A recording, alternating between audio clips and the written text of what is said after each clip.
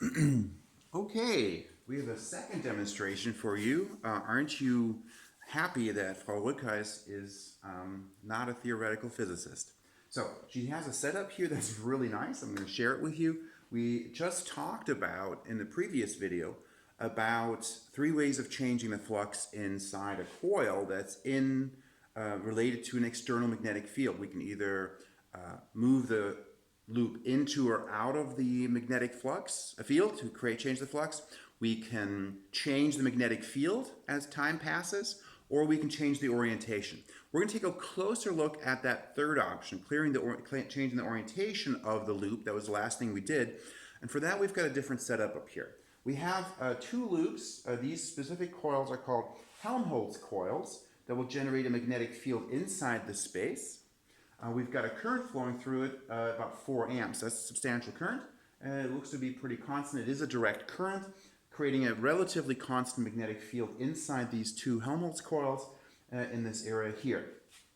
In the middle here, we have a wire loop, very similar to the one we just used, a little bit bigger, but it's connected to a spinny device over here that can turn this thing regularly at a specific rate.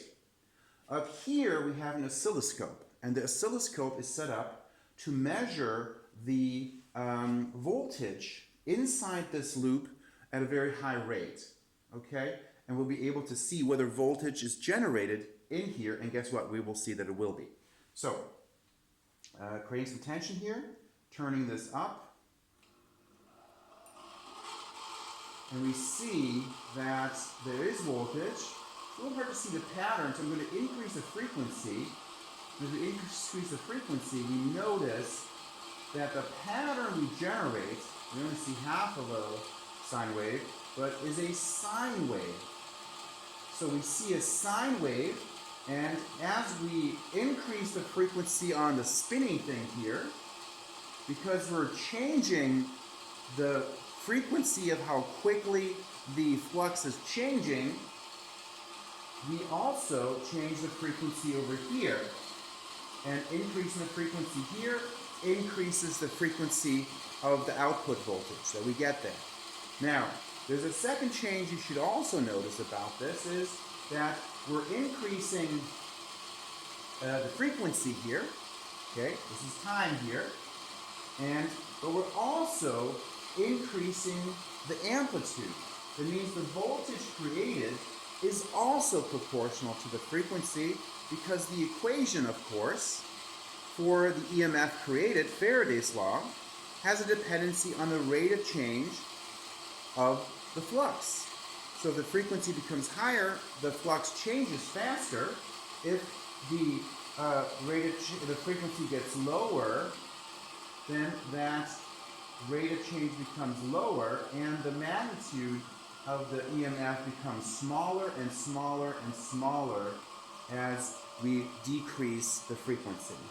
That's pretty much it to show you for this. We could, of course, also vary over here the strength of the current, and we would find, again, the same effect. We can try that out.